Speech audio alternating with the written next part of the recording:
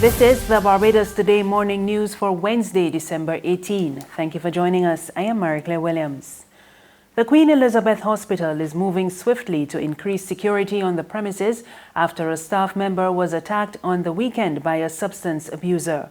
Following the hospital's annual Christmas service, Executive Chairman Juliet Bino Sutherland told reporters that she and Acting CEO Louise Bob met yesterday with the Deputy Commissioner of Police Oral Williams to discuss the need for tighter security at the hospital. What we'll be doing is, one, expanding our CCTV coverage across the hospital and linking it into the CCTV coverage of the Royal Barbados Police Force, so we're able to get a rapid response. Second thing we're going to be doing is expanding the number of security personnel, and we're going to be building 3 security posts around the hospital. We're going to be securing the fencing. There's a lot of, the hospital is a pretty big compound, but you may not be aware, but there are lots of places where people, you'll be amazed, are finding their way into little holes and crevices. So we've discovered where they all are, and over the next week or two, we'll be really completely securing and reducing the amount of places people can get in to the premises. Bino Sutherland added that internal security will also be beefed up, particularly on the wards.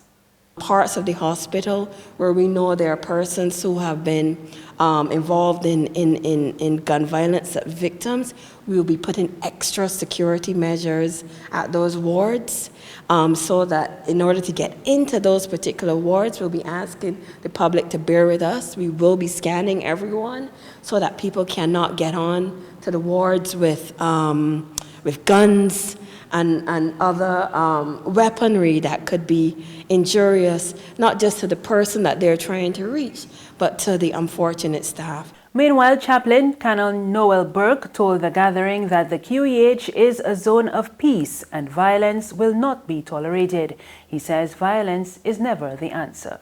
When members of the public come to this place for healing and in order to be cured, they must understand that violence will not be tolerated here. Within our communities, I can't say that there is too much violence, because it's never a case of too much violence, but there must be no violence. There must be no violence, because there is no reason for the violence. God Almighty has created us in His image, and He has given us the ability to be able to work through our issues. And so within our homes and within our families, persons must be able to resolve the issues that arise from time to time by calmly sitting down and working it out. Argentina is offering opportunities for training for members of the Barbados Defense Force. Ambassador Gustavo Martinez Pandiani made the announcement during a courtesy visit on Tuesday to the Chief of Staff of the BDF, Colonel Glenn Granham. It was part of the visit of the Argentine frigate Ara Libertad, which is docked at the flour mill on the mighty Griner Highway. So let's try to find 1 or 2 projects that could be a good first step. Yes. Mm-hmm. Like one could be training. Mm-hmm. The other possibility could be trying to invite a member of your BDF for the next year journey of Libertad. That could be a possibility, of course. We need some help from your side in terms of the Spanish-speaking capabilities. It's very important that you focus on those. Yes, and confident with the language. Yes, yeah, because it's a long trip and it requires at least a basic knowledge of the Spanish to make sure that the experience is useful for him and for the institution. Colonel Granham says one priority would be to improve the Spanish language competency of his officers. We actually had an initiative launched about maybe 3 years ago to promote more language competence within the force. Some persons took up the invitation. It wasn't an order for people to, we started by looking for people who had the interest and maybe had done a little bit at school and wanted to, get more comfortable and more confident. So we can recharge that, so to speak, and certainly make sure that we are ready in the optimism and in the hope that we will be able to have something of value and of tangibility going forward. Environment Minister Trevor Prescod has indicated that government could soon be introducing a law to make it mandatory for households and businesses to separate their garbage at the source. He gave the hint in Parliament on Tuesday after Tourism Minister Kerry Simmons said recycling would have to play a major part if government is serious about improving its waste management and environmental protection. Prescod agreed that some measures would have to be put in place, and he gave residents the assurance that mandatory separation of garbage would not happen overnight and government would be very careful in its approach. There's regional and international news after this short break.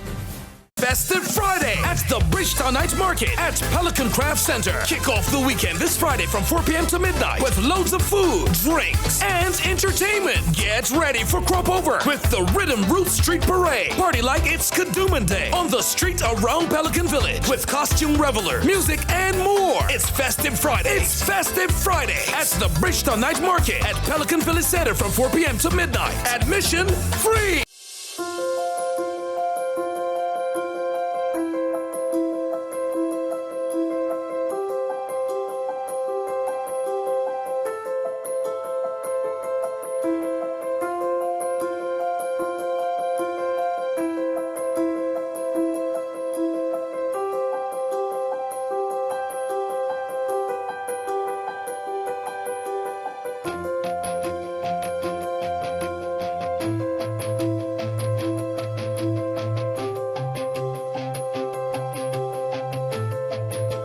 Barbados Today, news you can trust.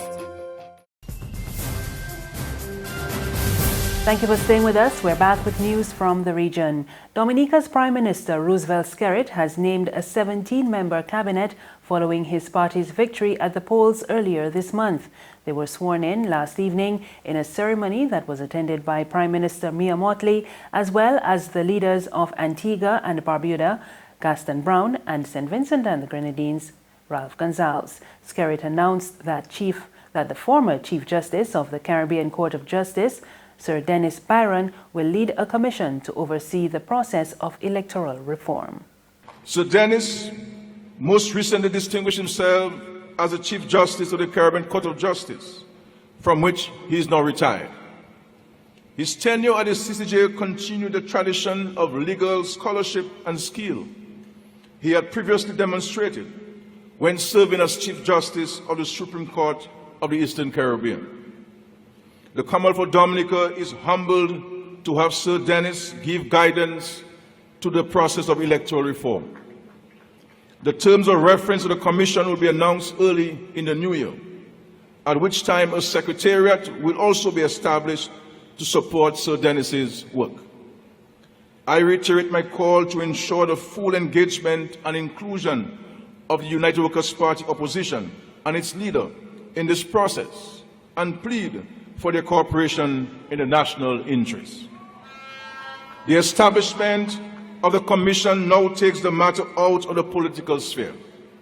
It will inspire confidence at home and abroad in the transparency and impartiality of the process. And on the international scene, Poland's Supreme Court has warned that the country could have to leave the EU over its judicial reform proposals. The proposals would allow judges to be dismissed if they questioned the government's judicial reforms. Judges say the proposals threaten the primacy of the EU law and could be an attempt to gag the judiciary. That's news this morning, but for the very latest, visit our website at www.barbadostoday.bb. You can also subscribe to our e-paper, email updates, or like us on Facebook and sign up for breaking news alerts via WhatsApp. We're also on Izumi Media in bus terminals and Screenplay at supermarkets and gas stations near you. You can also hear us on Mix 96.9 FM and Capital Media HD 99.3 FM. I am Marie Claire Williams. Good morning.